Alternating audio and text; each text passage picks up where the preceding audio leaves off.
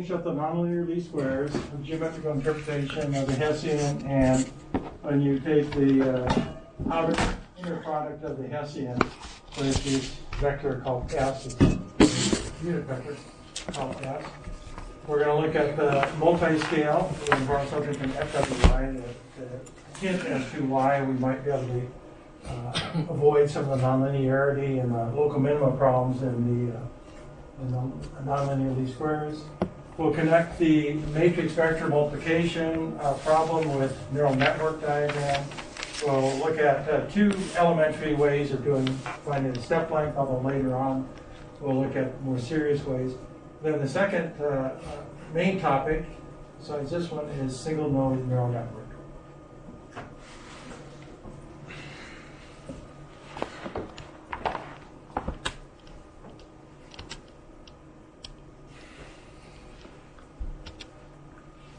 Okay, geometrical meaning of the Hessian. Okay. Well,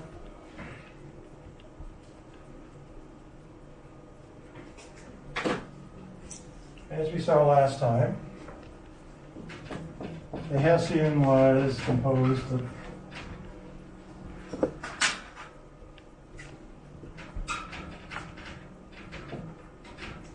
what's his term, Abdullah?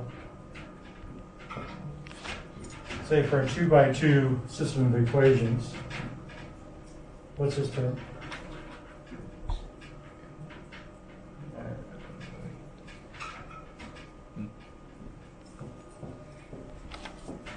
And the off-diagonal terms,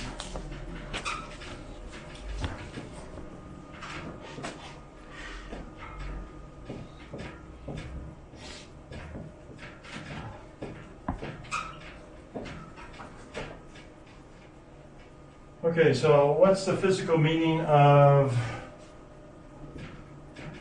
the epsilon, the W1 in terms of our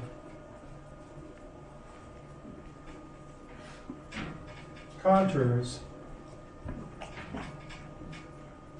associated with the data misset function? It's W1, W2 axis.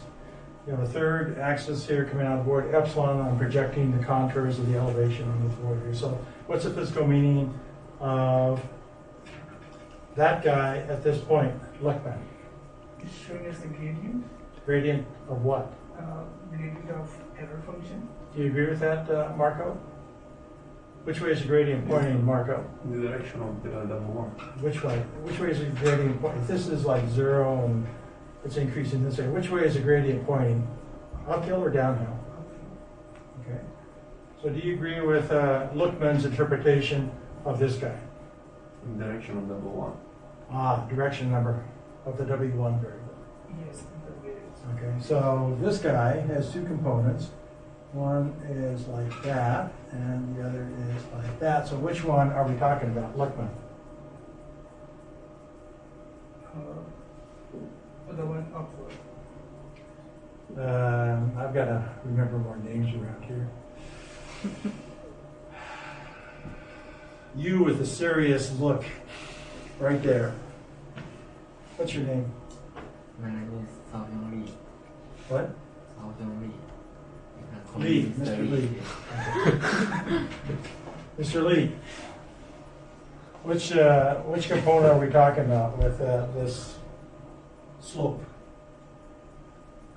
Notice I said slope, not gradient. Gradient's a vector, and more than one dimension. Okay, this is W1 and this is the W2 axis. Yes. Maybe that direction. Maybe? W1. Okay, W1. Yeah, this guy. Okay. Okay, so Pointing towards decreasing W1. well, it's the component of the gradient, right? You're increasing the elevation in this direction, right? Yeah. This has an elevation of 5. This has an elevation of what? 6 or 6. Very good, 6. Okay. So you move along uphill. So let's do a dashed line here. And for some reason, these contours are getting tighter. This is 4, 3. Okay. And for some reason, well, actually, let's not say it's getting tighter. They're getting kind of further apart. Okay, so what's the slope right here? Good. It's still in the same direction, right? But what's the magnitude of that slope as you're moving across this? Notice it's real tight, so it's a very strong change in slope. It will be decreasing. Okay, so let's decrease it. Okay, so the direction is the same, right? And in fact, what that's suggesting is, for some reason, it's but the magnitude is decreasing. So if I want to determine what how the slope changes in the W1 direction. Before I was looking at how the elevation changes in the W1 direction. That gave me an interpretation of this as a slope. Now I'm taking the change in the slope in the W1 direction. Is that going to decrease or increase?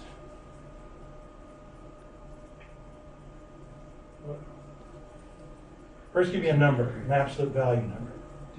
2, okay. Is that going to be a positive or negative? It's negative. It's Because, okay, so that's called the curvature of this guy in the W1 direction. When you're looking at how rapidly the slope changes in a direction, it's called the curvature. which kind of curvature? There are many kind of curvature. This kind of curvature.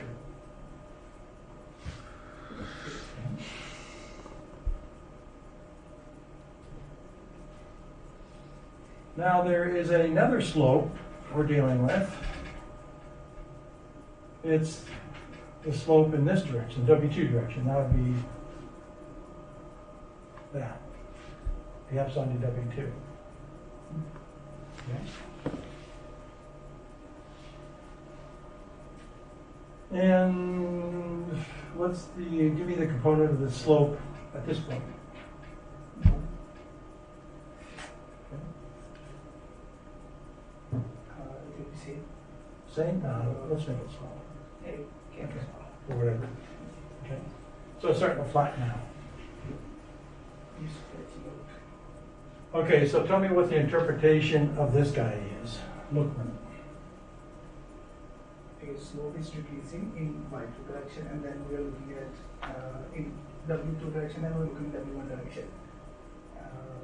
So it's a change of the slope, the W2 component of the slope in the W2 direction as you move along the W1 direction. Yes. Okay. So that's what this is. There is also a curvature. Right. Except with the interpretation I just described. It's a change in the horizontal slope, or a change in the vertical slope as you're moving in the x direction, the horizontal direction. What's the interpretation of this? Changing slope as we go in the w2 direction. Okay. So the interpretation of this guy is obvious. Just by looking at this and doing an analysis. Well, what is the interpretation of this? And the reason why I'm interested in the interpretation of this is because we do our sum of the squared errors, we get not only this Hessian, not only get the Hessian, but we also get the outer and inner product of the two vectors that are the same.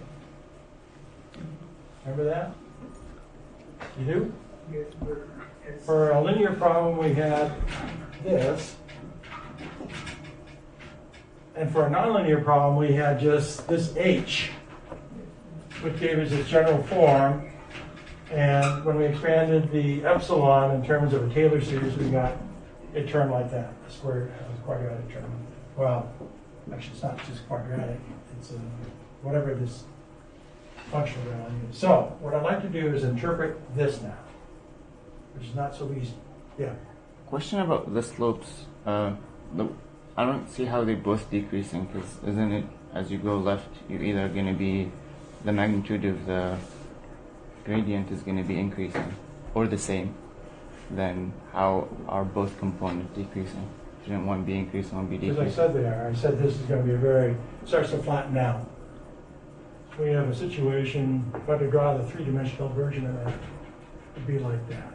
And start to flatten out, meaning we're starting right here, and then we start to get to the very top of the area here, where the slope is 0 and the gradient is 0. There's no change. Right, a stationary point. So that's why both the vertical and the horizontal components are, as we move in this direction, are starting to be 0. Yeah. What's your name? Aziz. Aziz? Aziz? Yes, AZIZ. Okay? Sort of okay.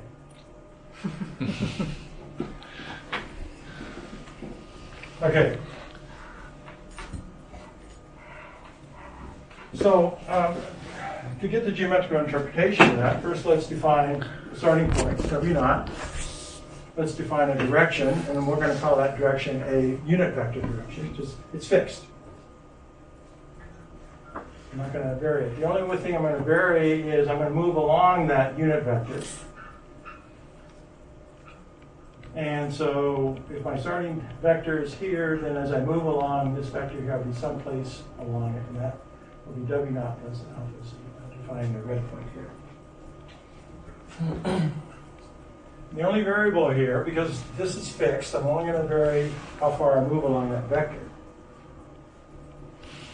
Okay, now there's several ways of describing the change in the epsilon with respect to moves along here. One way is defining the change in epsilon here and subtract it from what epsilon is at the starting point, and then expand in a Taylor series. That's one way of doing it. So that's the change in epsilon along the vector S. And if you do rearrangement, or you just simply take the derivative of this guy using the chain rule, either way is okay.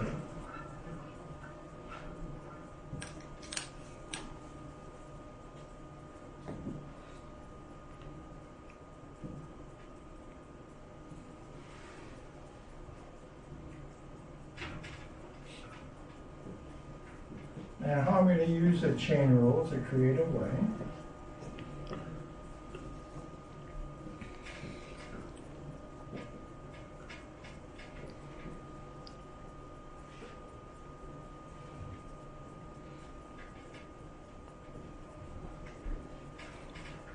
So I broke this up into a product of two derivatives.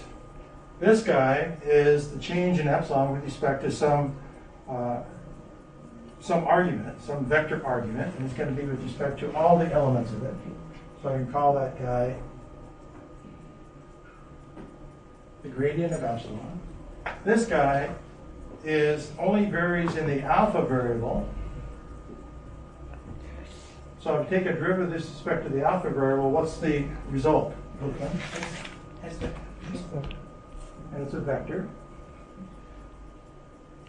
So I can call it that. And I defined before the gradient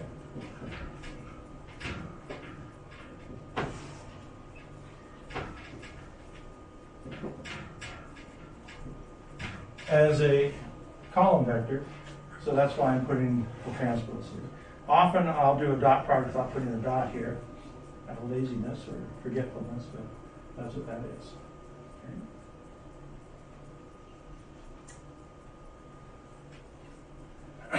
Well, actually, it looks like I defined dot product as you say it, as you would expect, but this is just the vector notation where you're taking a row vector and dotting it into a column vector.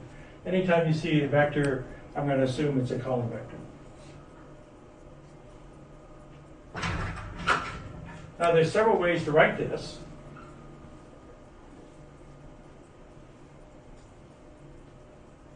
And this is the way I'm going to choose. What is another way of writing that?